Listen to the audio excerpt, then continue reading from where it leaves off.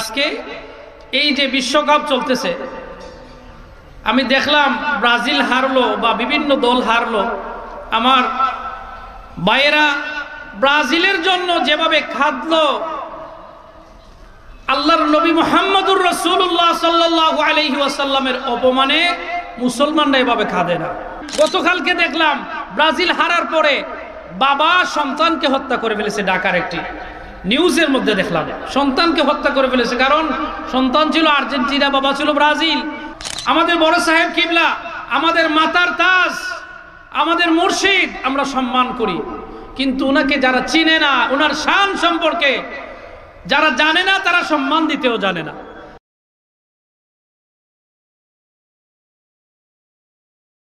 প্যারে হাজিরিন, আমি যে আয়াতে কারিমা তিলাওয়াত করেছি সূরাতুল আরাফের 9 নম্বর পারার একটি আয়াতে কারিমার একটি অংশ, আল্লাহ সুবহানাহু ওয়া তাআলা এই আয়াতের মধ্যে ঘোষণা করেন, ফাল্লাযীনা আমানু বিহি ওয়া আযযারুহু ওয়া নাসারুহু ওয়াত্তাবাউন নূরাল্লাযী উনজিলা মাআহ। আল্লাহ সুবহানাহু ওয়া তাআলা এখানে ইরশাদ করেন, আল্লাহর হাবিব রাহমাতাল লিল আলামিন প্যারা নবী সরকারে কায়নাত, দু জাহানের সরদার হযরত মুহাম্মদ মুস্তাফা সাল্লাল্লাহু আলাইহি ওয়াসাল্লাম, যিনি শেষ নবী, যাকে সৃষ্টি না করলে আল্লাহ কুল কায়নাত কোনো কিছুই বানাইতেন না। আদম থেকে ঈসা রূহুল্লাহ পর্যন্ত 1,24,000, মতান্তরে 2,24,000 নবী রাসূল আল্লাহ পাক প্রেরণ করেছেন। আল্লাহর নবী মুহাম্মদুর রাসূলুল্লাহ সাল্লাল্লাহু আলাইহি ওয়াসাল্লামকে আল্লাহ এই জমিনে প্রেরণ করে নবুয়তিকে খতম করেছেন। আল্লাহর রাসূলের পরে কিয়ামত পর্যন্ত কোনো নবী এবং রাসূল আসবেন না।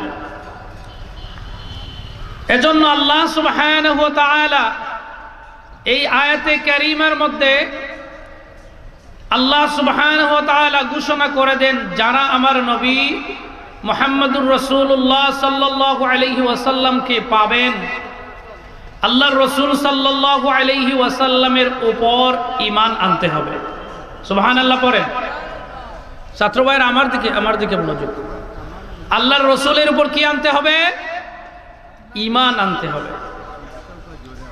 প্যারে হাজিরিন, আমরা যদি সারা জীবন লা ইলাহা ইল্লাল্লাহু মুহাম্মাদুর রাসূলুল্লাহর কালেমা পড়ি, আর অন্তর দিয়ে যদি বিশ্বাস করি না যে আল্লাহ এক, আল্লাহ ছাড়া কোনো মাবুদ নাই, নবী মুহাম্মদুর রাসূলুল্লাহ আল্লাহর প্রেরিত রাসূল, এই কথার উপর যদি আমাদের অন্তর দিয়ে বিশ্বাস স্থাপন করি না, কিয়ামত পর্যন্ত কালেমা পড়লে ঈমানদার হওয়া যাবে না।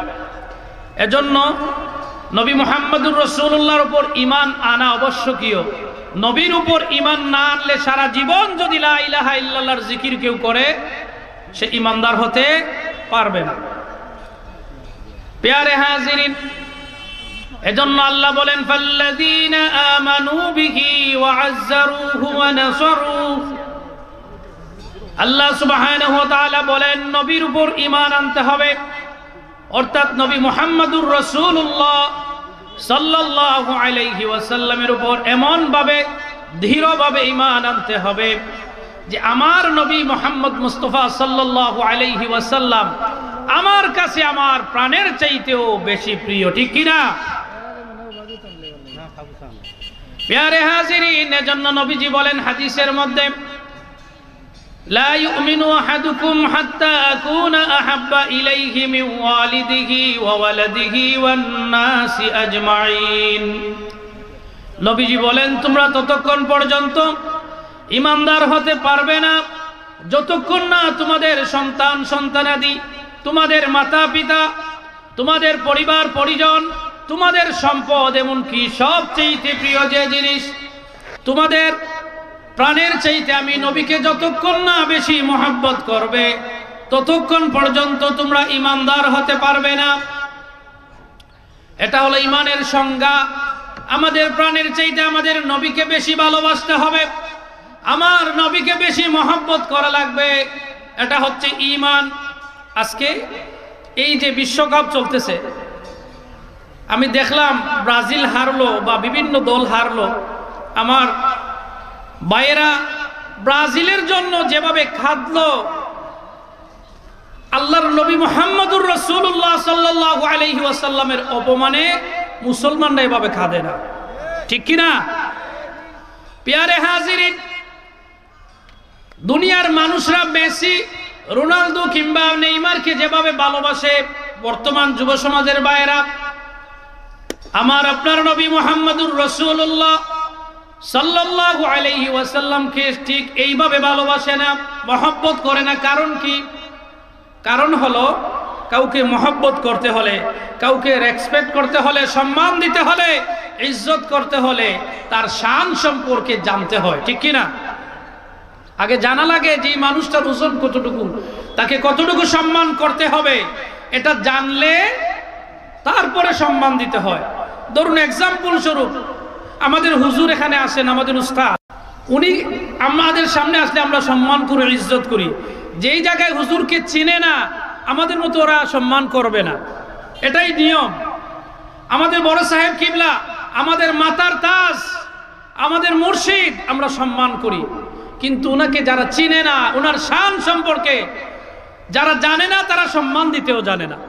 এজন্য আল্লাহর রাসূল সাল্লাল্লাহু আলাইহি ওয়াসাল্লামকে ইজ্জত দিতে হলে, সম্মান দিতে হলে, ভালোবাসতে হলে আমাদের এই যে আমাদের আগামীর ভবিষ্যৎ যারা, আমাদের আগামীর প্রজন্মের আমাদের এই ছাত্র ভাইয়েরা, এরা জানতে হবে যে আমার নবী মুহাম্মদুর রাসূলুল্লাহ কেমন নবী ছিলেন। আমার আপনার জন্য আমার নবী মুহাম্মদুর রাসূলুল্লাহ কি করেছেন এ সম্পর্কে যদি জানি এবং আপনার আমার সন্তানদেরকে যদি এই কথাগুলা বলি, তাহলে তারা বুঝতে পারবে আমার নবীর সম্মান ইজ্জত কতটুকু, ঠিক কিনা? আজকে খেলা দেখে আমার সন্তান ব্রাজিল হারলো, সে কান্নাকাটি করে। আমি বললাম কেন কান্দো? বলে আমার দল হেরেছে। প্যারে হাজিরিন, একইভাবে প্রত্যেকটি এলাকায়, প্রত্যেকটি ঘরে ঘরে একই অবস্থা, বাই বাই হানাহানি। গতকালকে দেখলাম ব্রাজিল হারার পরে বাবা সন্তানকে হত্যা করে ফেলেছে। ঢাকার একটি নিউজের মধ্যে দেখলাম সন্তানকে হত্যা করে ফেলেছে। কারণ সন্তান ছিল আর্জেন্টিনা, বাবা ছিল ব্রাজিল। হয়তো কোনো কিছু বলছে, এই সময় রাগ মাথায় ছিল, একবার দিছে, মারা গেছে। নাউজুবিল্লাহ পড়বেন না? আজকে এই সমাজের এই অবস্থা, আমরা নামদারি মুসলমান। আজকে আমার নবী মুহাম্মদুর রাসূলুল্লাহ তিনি আমাদের জন্য কি করেছেন? সারাটা জীবন নবী মুহাম্মদ মুস্তাফা সাল্লাল্লাহু আলাইহি ওয়াসাল্লাম কষ্ট করে গেছেন, দিনের পর দিন উপবাস থেকেছেন। আল্লাহর নবীর চুলায় আগুন জ্বলে না। আল্লাহর নবী মুহাম্মদুর রাসূলুল্লাহ সাল্লাল্লাহু আলাইহি ওয়াসাল্লামকে বলেন যে নবী হে, আপনি বলুন আমি উহুদ পাহাড়টাকে সোনা বানিয়ে দেই। নবীজি বলেন না, সোনা বানাতে হবে না। এই জমিনে যদি আমি কিছুদিন কষ্ট করি, আমার কষ্টের বিনিময়ে আমার উম্মতদেরকে যেন কিয়ামতের দিন আপনি জান্নাত দিতে পারেন, এই জন্য আমি এই কষ্টকে কষ্ট মনে করি না। সুবহানাল্লাহ পড়ে। প্যারে হাজিরিন, আমার আপনার নবী মুহাম্মদুর রাসূলুল্লাহ সাল্লাল্লাহু আলাইহি ওয়াসাল্লাম কেমন নবী ছিলেন, আমার আপনাকে কেমন ভালোবাসেন। আল্লাহর রাসূল সাল্লাল্লাহু আলাইহি ওয়াসাল্লাম একাধারে 3 দিন পর্যন্ত সেজদায় পড়ে আছেন। কয়দিন? 3 দিন সেজদায় পড়ে আছেন পাহাড়ের ভিতরে। মদিনার কোন জায়গায় নবীজির কোনো খোঁজ পাওয়া যায় না। সাহাবায়ে কেরামরা পেরেশান হয়ে গেছেন, নবীজিকে কোথাও পাওয়া যায় না। হযরত ওমর রাদিয়াল্লাহু তাআলা আনহু খোলা তরবারি নিয়ে মদিনার জমিনে ঘোষণা করে দিলেন, আমার নবী কোথায়? নবীকে পাওয়া যায় না। যদি কাফেরেরা নবীকে হত্যা করে থাকো, তাহলে শোনো, আমি উমরের তলোয়ারি থেকে কেউ বাঁচতে পারবে না। মদিনার কাফেরেরা তরতর করে কাঁপতেছে যে উমরের তরবারি থেকে তো বাঁচা যাবে না, কিন্তু নবীর খবর তো আমরা কেউ জানি না। প্যারে হাজিরিন, আল্লাহর রাসূল সাল্লাল্লাহু আলাইহি ওয়াসাল্লাম পাহাড়ের ভিতরে, গুহার ভিতরে সেজদার মধ্যে, কিন্তু মদিনায় তুল কালাম শুরু হয়ে গেছে। সাহাবায়ে কেরামরা অলিতে গলিতে বিভিন্ন জায়গায় খুঁজেন, নবীকে পাওয়া যায় না। খুঁজতে খুঁজতে হযরত আবু বকর, ওমর, হযরত আলী রাদিয়াল্লাহু তাআলা আনহু পাহাড়ের দিকে চলে গেলেন। মানুষদেরকে জিজ্ঞেস করেন নবীজিকে কেউ কি দেখেছ? কেউ কেউ কোনো কথা বলতে পারে না। পাহাড়ের গুহার কাছে গেলেন, দেখলেন একজন লোক মেষ চড়াচ্ছে, বকরি রাখতেছে। তাকে জিজ্ঞেস করলেন নবী মুহাম্মদুর রাসূলুল্লাহ সাল্লাল্লাহু আলাইহি ওয়াসাল্লামকে কি আপনি দেখেছেন? ওই রাখাল মানুষ, সে তো নবীকে চিনে না, সে বলল আপনাদের নবী মুহাম্মদুর রাসূলুল্লাহকে আমি জানি না, তবে আজকে 3 দিন ধরে ওই গুহার ভিতরে একটি লোক এমন ভাবে সিজদায় পড়ে গিয়া ইয়া উম্মতি বলে কান্দে। আর আল্লাহর কসম করে বলি 3 দিন ধরে আমার ওই উট বেড়া বকরিগুলা গাছের মধ্যে মুখ লাগায় না।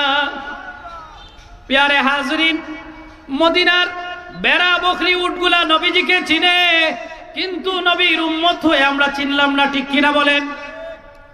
প্যারে হাজরিন, আল্লাহ রাসূলের সাহাবী হযরত আবু বকর, ওমর এবং আলী বললেন যে নবী মুহাম্মদুর রাসূলুল্লাহ সাল্লাল্লাহু আলাইহি ওয়াসাল্লামের কারণে উট বেড়া বকরিগুলা ঘাস খায় না, আমাদের নবী ছাড়া আর কেউ হবেন না। সবাই চলে গেলেন গুহার ভিতরে।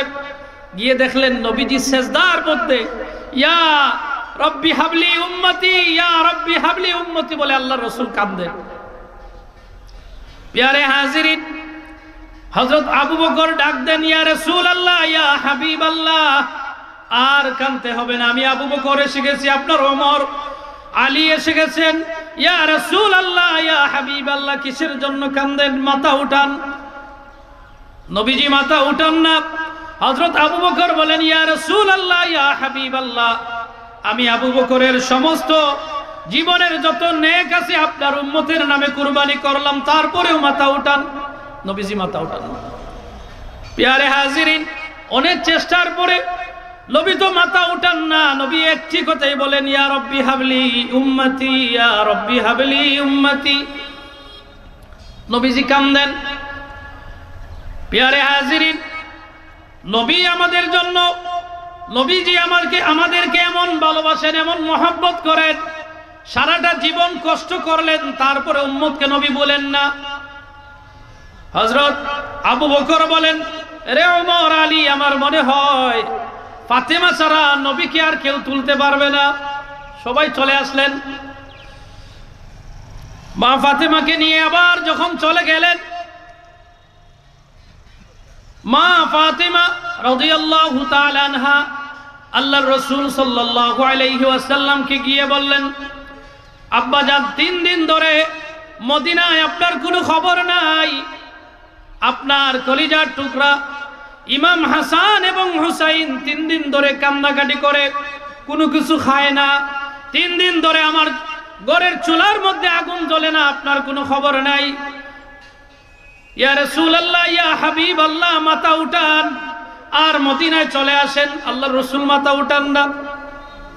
প্যারে হাজিরিন, মা ফাতেমা রাদিয়াল্লাহু তাআলা আনহা বললেন ইয়া রাসূলুল্লাহ, ইয়া হাবিবাল্লাহ, আমার হাসান এবং হুসাইনকে আপনার উম্মতের জন্য কুরবানি করে দিলাম, তারপরেও মাথা উঠান।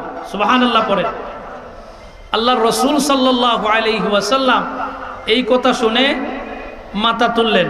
প্যারে হাজিরিন, এই কথাটা আল্লাহ কবুল করে নিয়েছেন। এজন্য ইমাম হাসান এবং হুসাইন দুজনই শহীদ হয়েছেন, ঠিক কিনা? দুজনই শহীদ হয়েছেন। এজন্য আল্লাহর রাসূল সাল্লাল্লাহু আলাইহি ওয়াসাল্লামের জন্য যে হযরত আম্মাজান ফাতেমা রাদিয়াল্লাহু তাআলা আনহা ইমাম হাসান এবং হুসাইনকে আমাদের জন্য কুরবানি করেছেন, এজন্য আল্লাহর রাসূল সাল্লাল্লাহু আলাইহি ওয়াসাল্লাম মাথা উঠালেন। আল্লাহর রাসূলের হাত পা গুলা ফুলে গেছে, এক সেজদার ভিতরে 3 দিন চলে গেছে, নবীজির হাত পা গুলা ফুলে এরকম বড় অবস্থা। প্যারে হাজিরিন, এই নবীজির সেজদার ভিতরে 3 দিন কাদের জন্য? দূরে বলেন না কেন, কার জন্য? উম্মতের জন্য। এজন্য প্যারে হাজিরিন, আল্লাহর রাসূল সাল্লাল্লাহু আলাইহি ওয়াসাল্লাম আমাদের জন্য হচ্ছে মডেল। আল্লাহর রাসূলের চরিত্র আমাদের জন্য মডেল। আল্লাহ কোরআনে বলেছেন লাকাদ কানা লাকুম ফি রাসূলিল্লাহি উসওয়াতুন হাসানা। আল্লাহ সুবহানাহু ওয়া তাআলা আল্লাহর রাসূল সাল্লাল্লাহু আলাইহি ওয়াসাল্লামের চরিত্র সম্পর্কে কোরআনে কারীমের মধ্যে বলেন আল্লাহর রাসূলের চরিত্র হচ্ছে আমাদের জন্য নমুনা। আমাদের জন্য কি নমুনা? প্যারে হাজিরিন, এজন্য নবী মুহাম্মদুর রাসূলুল্লাহ সাল্লাল্লাহু আলাইহি ওয়াসাল্লামের চরিত্র, নবী মুহাম্মদুর রাসূলুল্লাহ সাল্লাল্লাহু আলাইহি ওয়াসাল্লামের সুন্নাহগুলো যদি আমাদের জীবনে বাস্তবায়িত করি, নবীর সুন্নাহ যদি আমরা বাস্তবায়িত করি আমাদের জীবনে, আমরা পাঞ্জাবি পরলাম, টুপি পরলাম, দাড়ি রাখলাম, এগুলা নবীর সুন্নাহ মনে করে যদি রাখি, প্যারে হাজিরিন, নবীজি বলেন ওয়াজাবাত লাহু শাফাআতি ইয়াউমাল কিয়ামা, কিয়ামতের কঠিন মুসিবতের সময় আল্লাহর রাসূল সাল্লাল্লাহু আলাইহি ওয়াসাল্লাম বলেন আমার ওই উম্মত, যে উম্মত আমার সুন্নতগুলা তার জীবনে বাস্তবায়ন করলো, তার সুপারিশ করা আমি নবীর উপর ওয়াজিব হয়ে গেল। সুবহানাল্লাহ। আজকে আমাদের যুব সমাজের ভাইয়েরা নেইমার কাটিংয়ে চুল কাটে, আমাদের যুব সমাজের ভাইয়েরা বিভিন্ন নায়ক এবং বিভিন্ন ধরনের মডেলদের স্টাইলে চুল কাটেন। আজকে মাদ্রাসায় পড়েও আমাদের সন্তানেরা পাঞ্জাবি পায়জামা পড়তে চায় না। কারণ কি? কারণ আল্লাহর রাসূল সাল্লাল্লাহু আলাইহি ওয়াসাল্লাম সম্পর্কে তারা পুরোপুরি জানতে পারে নাই। নবীজি তার জন্য কি করেছেন, তাকে যে নবী মুহাম্মদুর রাসূলুল্লাহকে যেন তার জীবনের চাইতে বেশি ভালোবাসতে হবে, এই কথাগুলো আমরা তাদেরকে বোঝাতে পারি নাই বিদায় আমাদের যুব সমাজের এই অবস্থা, ঠিক কিনা? প্যারে হাজিরিন, এখানে বেশিরভাগ মাদ্রাসার ছাত্র ভাইয়েরা, আমি বলতে চাই আমরা আমাদের জীবনের চাইতে নবী মুহাম্মদুর রাসূলুল্লাহকে বেশি ভালোবাসতে চাই কিনা? জোরে বলে, হাত তুলে বলো, ভালোবাসতে চাই কিনা? আল্লাহ যেন কবুল করেন, পড়ে আমিন।